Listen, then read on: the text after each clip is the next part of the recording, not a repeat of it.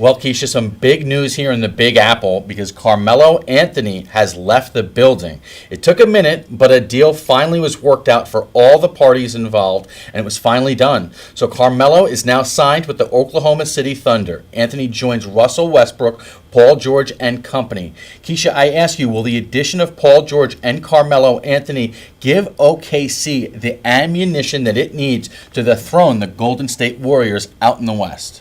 Well, I'll just start off by saying I'm sad to see Melo go, but I am happy for him. He really needed to get out of this toxic environment, and he is going to OKC where they have welcomed him with open arms. There was quite a showing at the airport when he landed in OKC, and people were cheering and yelling. I wonder if it brought a tear to his eye. I wonder if he thought, they like me. They really like me. And it's great. I think that's, especially we talked in previous shows about some of the things going on in his personal life. I think this is something that's going to be good for him to put himself, to be in a position where he's wanted and actually contending. So to go to your question, I think that the addition of Carmelo has shortened the gap. I don't think it's enough to overtake the Warriors, but I like the chances of a nice competitive series should it come down to the Warriors and the OKC Thunder.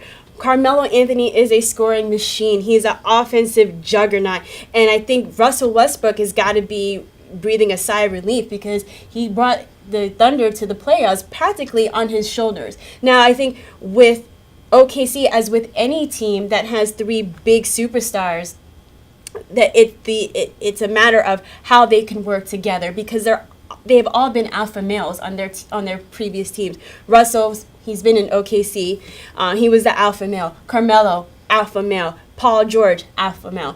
All ball handlers, all scorers. So it's a matter of being able to sacrifice.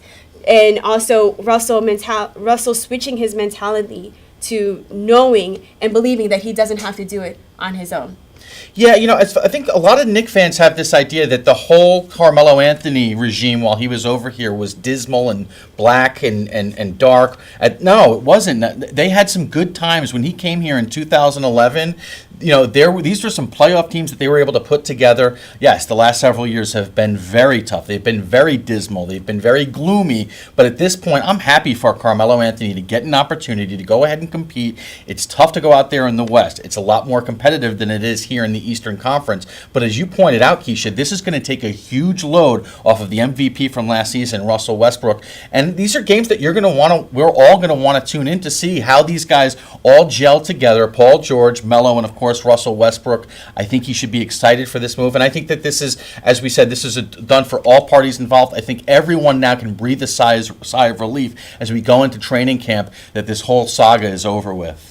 Yeah, I'm just sad for myself because all these games are on the West Coast time. And, I'm getting older now, and I have to go to work in the morning. It's hard for me to stay up and watch these entire games. And then I try to DVR them. By the time I sit down to DVR, it's time for the next game, and my DVR piles up with all these great West Coast games. But I'm sad for myself, but I'm going to probably maybe stay up maybe till 12, maybe 12:30 if I'm feeling super ambitious. But I'm excited for the Wild Wild West.